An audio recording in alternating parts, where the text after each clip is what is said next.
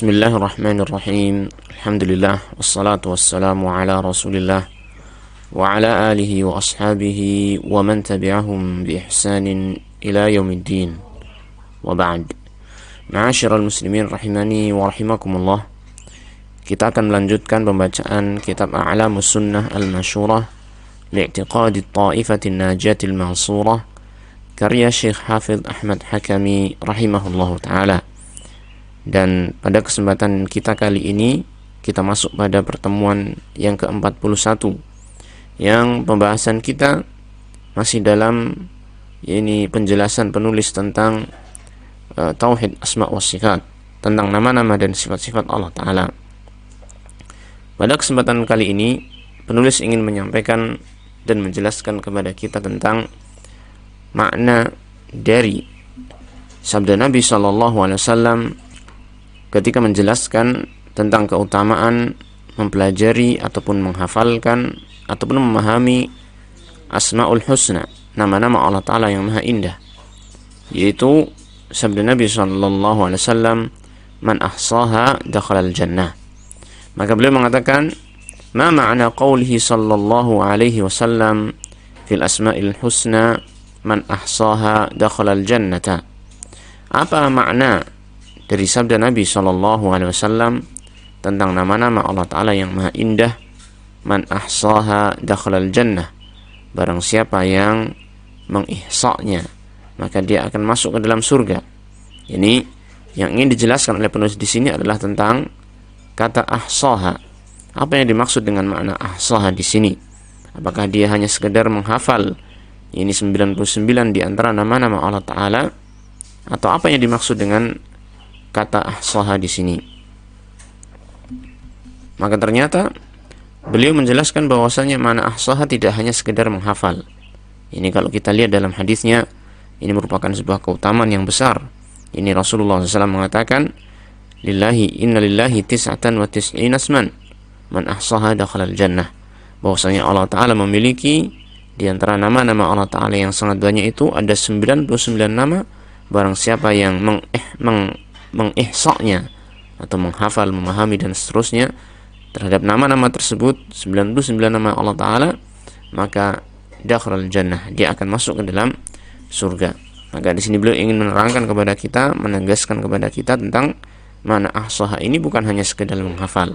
Nah, beliau menjelaskan dalam jawaban terhadap pertanyaan yang beliau sampaikan tadi, qad fussira dzalika bima'anin.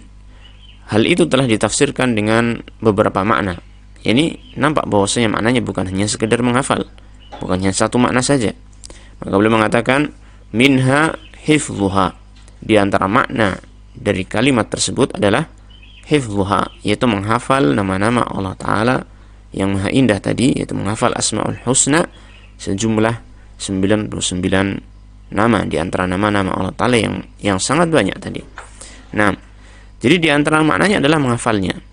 Wa du'a'ullahi biha wassana'u 'alaihi bijami'iha, dan berdoa kepada Allah Subhanahu wa ta'ala dengan nama-nama tersebut, dan memuji, menyanjung Allah Ta'ala dengan seluruh nama-nama tersebut. Yang dimaksud dengan berdoa kepada Allah Ta'ala dengan nama-nama Allah Ta'ala tersebut, yaitu seperti misalnya ketika seseorang meminta sesuatu, berdoa kepada Allah Subhanahu wa ta'ala, meminta sesuatu, maka dia menyebutkan nama Allah Subhanahu wa ta'ala dari Asmaul Husna ini yang sesuai dengan apa yang dia minta. Jadi misalnya ketika seseorang meminta ampunan Allah Ta'ala, meminta maghfirah Allah Ta'ala, maka dia menyebutkan nama Allah Ta'ala yang menunjukkan bahwasanya Allah Maha Pengampun, seperti Al-Ghafur, Al-Ghaffar dan semisalnya. Misalnya, Allahumma ghafirli fa innaka antal ghafur. Ya Allah, ampunilah aku karena sesungguhnya engkau adalah zat yang maha mengampuni dosa. Dan ketika seseorang misalnya meminta rahmat Allah Ta'ala, maka dia menyebutkan nama-nama Allah Ta'ala yang menunjukkan akan rahmatnya, dan begitu seterusnya. Maka ini mengharuskan kita untuk memahami nama-nama Allah Ta'ala, maknanya apa saja, sehingga kita bisa menggunakan nama-nama Allah Ta'ala tersebut dalam doa-doa yang kita ucapkan. Adapun menyanjung Allah Subhanahu wa taala dengan nama-nama tersebut, maka ini mencakup ini sanjungan kita dengan hati kita, dengan kita memahami, meyakini ini kandungan nama-nama Allah taala yang mencakup sifat-sifatnya yang maha terpuji, yang kita meyakini akan kesempurnaan Allah Subhanahu wa taala dengan sifat-sifatnya tersebut, juga mencakup yakni sanjungan kita dengan lisan kita, dengan kita berzikir menyebut nama-nama Allah taala tersebut sebagaimana yang dicontohkan oleh Rasulullah sallallahu alaihi wasallam dalam zikir-zikir yang mengandung puji-pujian kepada Allah Subhanahu wa taala. Nah, kemudian di antara makna dari ahsaha, yaitu beliau di sini mengatakan wa minha annama kana yasughu liqtida'u bihi karrahimi wal karimi fayumarrinu al-'abdu nafsahu ala an yasihha lahu littisafu biha fima yaliqu bihi. Beliau mengatakan di antaranya, yaitu di antara makna-makna yang terkandung dalam hadis tadi, man ahsaha dakhalal jannah, yaitu di antara nama-nama yang boleh kita itu untuk meneladani atau mencontoh nama-nama tersebut, seperti Ar-Rahim yang maha penyayang, kemudian Al-Karim yang maha dermawan, maha pemurah. Fayumarrinu al-iqtida fayumarrinu al-'abdu nafsahu ala ayasihha lahu al-ittisafu biha, sehingga seorang hamba itu membiasakan dirinya untuk ini menjadikan sifat tersebut ada pada dirinya, ya, dengan sesuai yang layak terhadap atau bagi dirinya sebagai makhluk. Maknanya yaitu nama-nama Allah Ta'ala yang dicontohkan tadi seperti Ar-Rahim, Al-Karim, itu merupakan makna nama-nama yang mengandung makna yang sempurna, yang apabila seorang manusia itu memiliki sifat di antara sifat-sifat tersebut, maka akan menjadikan hamba tersebut terpuji, dan hamba boleh memiliki sifat-sifat tersebut, ya. Maka seorang hamba dalam hal nama-nama yang seperti ini, maka dia berusaha untuk menjadikan sifat yang terkandung dalam nama-nama tersebut menjadi sifat bagi dirinya sendiri, ya, menjadi sifat bagi dirinya. Maka dia berusaha untuk menjadi orang yang rahmah, memiliki sifat karam, yaitu kedermawanan, dan seterusnya. Namun tentu saja hal itu disesuaikan dengan keadaan dirinya sebagai seorang hamba yang rahmatnya tersebut tentu tidak sama dengan rahmatnya Allah Subhanahu wa taala. Kedermawanannya tersebut tentu saja tidak sama dengan kedermawanan Allah Subhanahu wa taala, karena sifat Allah taala sebagaimana telah disampaikan sebelumnya adalah sifat-sifat yang maha tinggi, tidak akan mungkin bisa disamai oleh sifat-sifat yang ada pada makhluknya. Maka yang dimaksud di sini adalah memiliki bagian dari sifat kebaikan yang ada pada nama-nama Allah taala tersebut.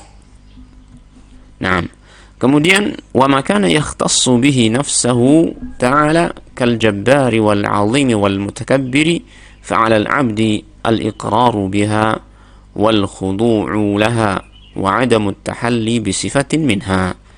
Kemudian sebaliknya, terhadap nama-nama yang itu khusus bagi Allah Subhanahu wa taala saja, yakni nama-nama yang tidak boleh dimiliki oleh seorang hamba, kal jabbari wal azimi wal mutakabbiri, seperti nama Allah Ta'ala Al-Jabbar yang maha berkuasa dan mengalahkan yang lainnya, dan juga seperti makna ada nama Allah Ta'ala Al-Azim yang maha agung, ya.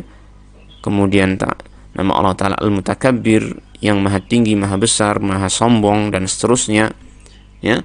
Fa'alal abdi, maka bagi seorang hamba, kewajiban seorang hamba adalah al-iqraru biha, yaitu mengakui nama-nama tersebut bagi Allah Subhanahu wa taala, wal khudu'u laha, tunduk kepada nama-nama tersebut, wa 'adamu tahalli bi sifatin minha, dan tidaklah seorang hamba tersebut menghiasi diri dengan salah satu sifat dari sifat-sifat tersebut.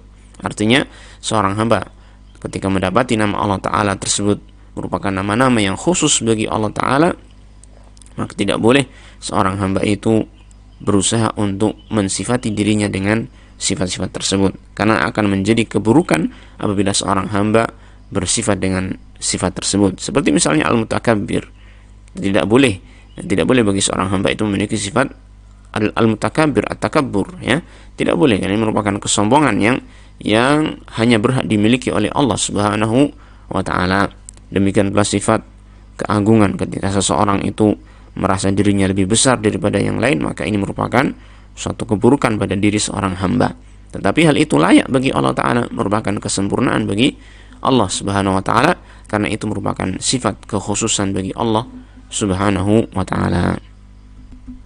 Kemudian wa ma kana fihi ma'na al-wa'di kal-ghafur asy-syakur al-'afwi ar-ra'uf al-halim al-jawad al-karim falyaqif minhu 'inda at-tam'i war-raghbati. Kemudian terhadap nama-nama yang di dalamnya terdapat makna wa'd, yaitu janji, yaitu nama-nama yang mengandung janji-janji yang baik dari Allah Subhanahu wa taala, kal-ghafur, seperti nama al-ghafur yang mengandung bahwasanya Allah taala memiliki sifat pengampun terhadap dosa-dosa yang dilakukan oleh hamba. Asy-syakur, di mana Allah taala ini maha memberikan balasan terhadap perbuatan hambanya, ya, sekecil apapun Allah taala pasti akan memberikan balasan. Al-afu, yaitu Allah taala memaafkan kesalahan-kesalahan hambanya. Ar-rauf, al-halim, ya, ar-rauf maha penyayang, al-halim yang Allah taala maha santun, tidak segera menghukum kepada hambanya ketika dia berbuat kejahatan ataupun kesalahan. Al-jawad, yang maha pemurah, al-karim, demikian pula yang maha dermawan, dan seterusnya. Nama-nama Allah taala yang mengandung makna-makna janji kebaikan dari Allah Subhanahu wa taala. Falyaqif minhu 'inda at-tam'i war-raghbati, maka hendaknya seorang hamba menyikapi nama-nama tersebut dengan at-tam' war-raghbah, dengan harapan-harapan dan keinginan-keinginan yang besar terhadap kebaikan-kebaikan dari Allah Subhanahu wa taala. Jadi dia menimbulkan rasa harapnya ketika dia mendapati nama-nama Allah taala yang di sana mengandung janji-janji kebaikan dari Allah Subhanahu wa taala. Kemudian sebaliknya, wa ma kana fihi ma'na al-wa'idi ka'azizin dhintiqam syadidil 'iqabi sari'il hisabi falyaqif minhu 'inda al-khasyati war-rahbati. Itu di antara nama-nama Allah taala yang mengandung makna ancaman dari Allah taala. Ancaman ini tentu saja terhadap perbuatan buruk, ancaman terhadap kejahatan dan seterusnya. Ka'azizin dhintiqam, yaitu nama Allah taala yang maha perkasa, ya, yang memiliki hukuman terhadap para pelaku kejahatan. Syadidil iqab, yang hukumannya itu sangat keras. Sari'il hisabi, yang hisabnya, yaitu perhitungannya terhadap amalan hamba itu sangatlah cepat. Falyaqif minhu 'indal khasyati war-rahbati, maka hendaknya seorang hamba itu menyikapi nama-nama tersebut dengan rasa takut, ya, sehingga seorang hamba tersebut bisa menjauhi keburukan-keburukan yang akan menyebabkan hukuman datang dari Allah Subhanahu wa taala. Nah, wa minha syuhudul 'abdi iyyaha wa i'ta'uha haqqaha ma'rifatan wa 'ubudiyatan. Dan di antara makna kalimat yang disampaikan oleh Nabi SAW, man ahsaha dakhalal jannah, adalah syuhudul 'abdi iyyaha wa i'ta'uha haqqaha ma'rifatan wa 'ubudiyatan, yaitu seorang hamba itu menyaksikan nama-nama tersebut, yang mempersaksikan nama-nama tersebut dan memberikan nama-nama tersebut haknya, yaitu yang berupa ma'rifah wa 'ubudiyah, yaitu dia berusaha mengenal makna dari nama-nama yang merupakan asmaul husna, dan dia juga berusaha untuk menerapkan nama-nama tersebut dalam ubudiyahnya kepada Allah Subhanahu wa taala. Ya, dia memahami nama-nama Allah taala dan juga berusaha menerapkan nama-nama tersebut dalam ubudiyahnya kepada Allah Subhanahu wa taala. Beliau di sini akan menyampaikan makna hal tersebut atau contoh dari poin yang terakhir ini. Beliau mengatakan, mithaluhu man syahida 'uluwallahi ta'ala 'ala khalqihi wa fawqiyatahu 'alaihim wa istiwa'ahu 'ala 'arsyihi ba'inan min khalqihi ma'a ihatatihi bihim 'ilman wa qudratan wa ghairu dhalik, wa ta'abbada bimuqtada hadhihi as-sifati bihaythu yasiru liqalbihi samadan ya'ruju ilaihi munajiyan lahu mutriqan waqifan baina yadayhi wuqufal 'abdi dhalili baina yadayil malikil 'azizi fayush'iru bi anna kalimahu wa 'amalahu sa'idun ilaihi ma'rudun 'alaihi fayastahi an yas'ada ilaihi min kalimihi wa 'amalihi ma yukhzihi wa yafdahuhu hunalik. Nah, contohnya di sini adalah orang yang menyaksikan ketinggian Allah Ta'ala atas seluruh makhluknya, ya, yaitu ketinggian Allah Ta'ala secara zatnya di atas seluruh makhluknya, wastiwa'ahu ala arsyihi, dan istiwa'nya Allah Ta'ala di atas arsy-Nya, ba'inan min khalqihi, yang mana Allah Ta'ala itu terpisah dari makhluknya. Meskipun demikian, ma'ihatatihi bihim, seorang hamba memahami tentang bahwasanya Allah Ta'ala itu meliputi seluruh makhluknya, ilman wa qudratan, secara ilmunya dan secara kekuasaannya, yaitu meskipun Allah Ta'ala berada di atas seluruh makhluknya, terpisah dari makhluknya, ya, namun Allah Ta'ala itu ilmunya itu meliputi seluruh makhluk, ya, mengenai seluruh makhluk, dan kudrahnya, kekuasaan Allah Ta'ala juga demikian, meliputi seluruh makhluk, mengenai seluruh makhluk. Tidak ada satupun makhluk yang luput dari ilmunya Allah Ta'ala ataupun kudrah kekuasaannya Allah Azza wa Jalla. Nah, wa ghairu dzalik, dan yang lain dari itu, yakni menyaksikan selain dari apa yang disebutkan di sini. Wa ta'abbada bi muqtada hadhihi sifati, dan hamba tersebut yakni beribadah kepada Allah Ta'ala dengan konsekuensi dari sifat ini. Artinya apa? Tadi sebagaimana disampaikan, syuhudul abdi iyyaha wa i'tauha haqqaha ma'rifatan wa 'ubudiyatan, itu seorang hamba itu mempersaksikan nama-nama Allah Ta'ala tersebut dan memberikan haknya berupa ma'rifah dan ubudiyah. Tentang nama Allah Ta'ala Al-Aliyyu, ya, Al-Aliyyu misalnya, atau Al-A'la, yang ini menunjukkan bahwasanya Allah Ta'ala Maha Tinggi, maka yang pertama seorang hamba tadi mempersaksikan akan ketinggian Allah Ta'ala, ya, di atas seluruh makhluknya, ketinggian sifatnya Allah Ta'ala, ketinggian qahar kekuasaannya Allah Subhanahu wa Ta'ala, sehingga kita itu, seorang hamba itu mengakui dan meyakini ketinggian Allah Ta'ala ini, meskipun kita juga mengakui dan meyakini ilmunya Allah Ta'ala meliputi segala sesuatu. Kemudian selanjutnya, yang ini adalah merupakan ma'rifah, ya, ma'rifah.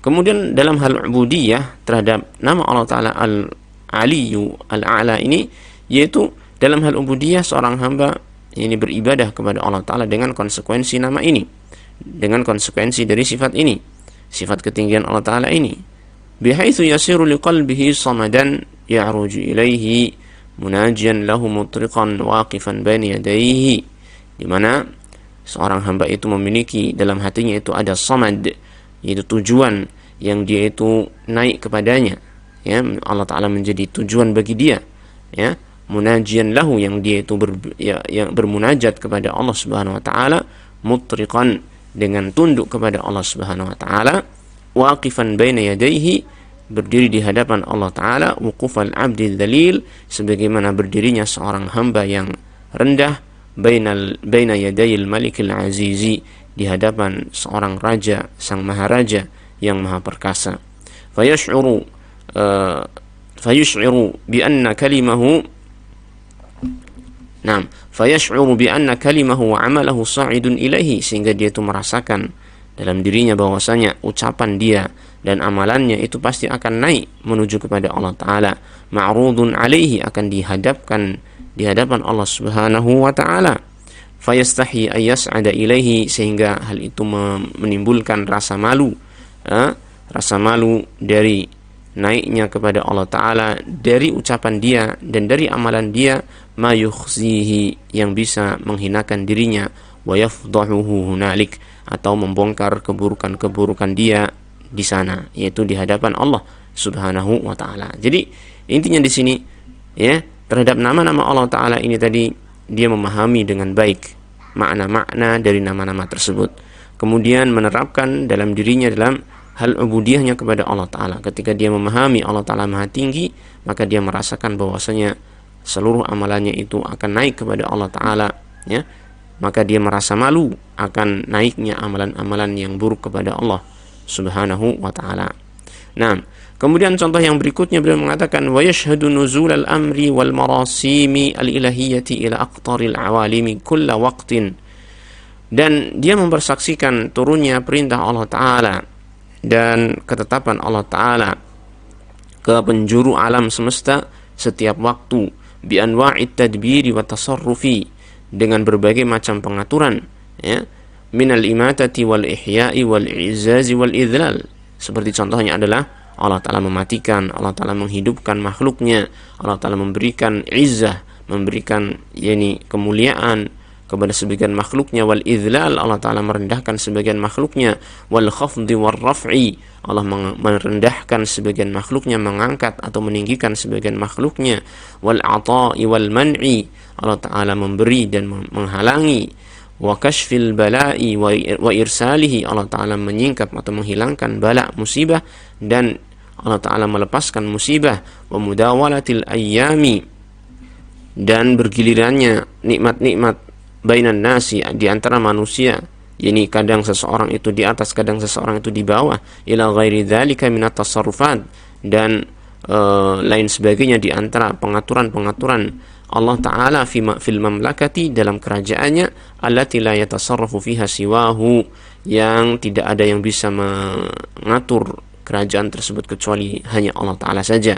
Famarasimuhu nafidatun fiha, maka ketetapan-ketetapan kauniyahnya Allah Ta'ala itu akan terus berlaku padanya, kama yasha, sebagaimana yang Allah kehendaki.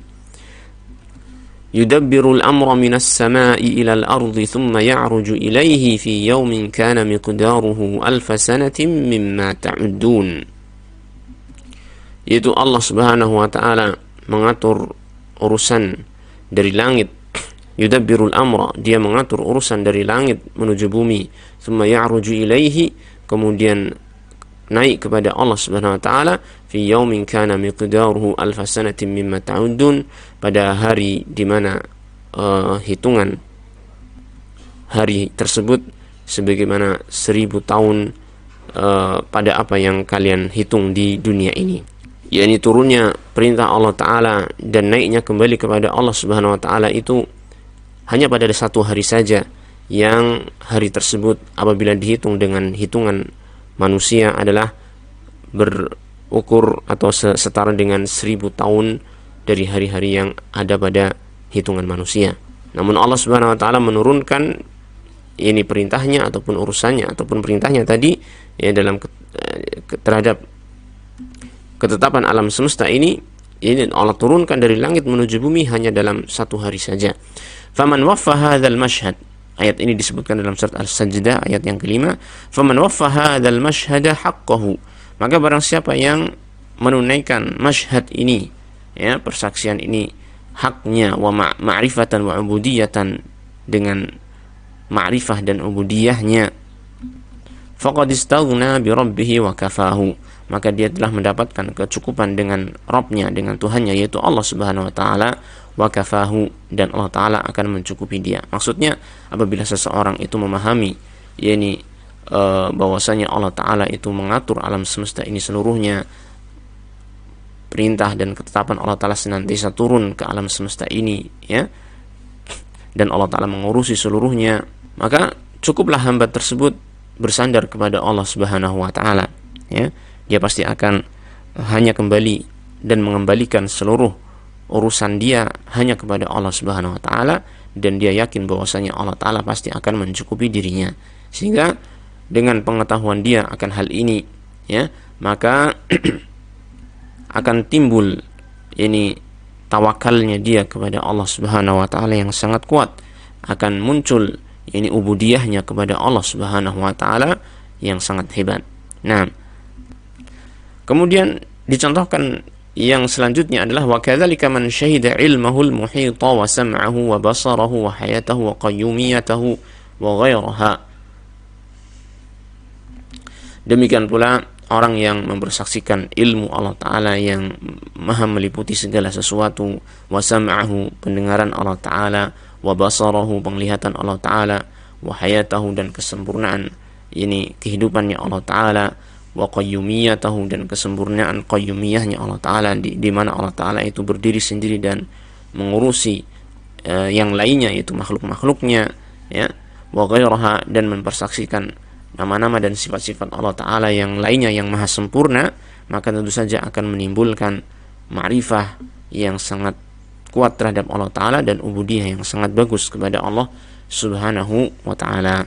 Wala yurzaqu hadza al-mashhada illa sabiqun al-muqarrabun, dan tidak ada yang diberikan rezeki berupa masyhad ini kemampuan untuk mempersaksikan mempersaksikan nama-nama Allah Ta'ala sebagaimana yang tadi telah dijelaskan, illa sabiqun al-muqarrabun, kecuali orang-orang yang sampai pada derajat as-sabiqunal muqarrabun, orang-orang yang terdepan dan yang didekatkan di hadapan Allah Subhanahu wa taala, ada dekat dengan Allah Subhanahu wa taala.